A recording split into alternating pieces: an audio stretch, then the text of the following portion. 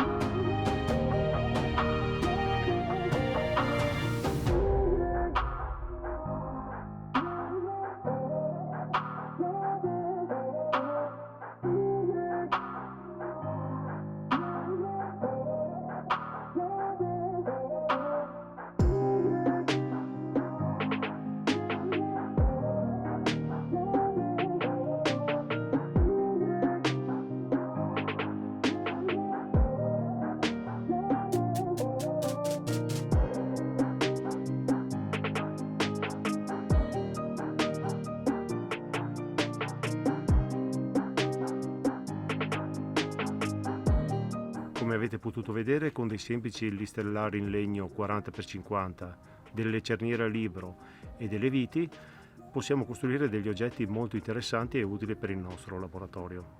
Se il video ti è piaciuto, mi raccomando, metti un bel like, e se non l'hai ancora fatto iscriviti al canale. Alla prossima, ciao!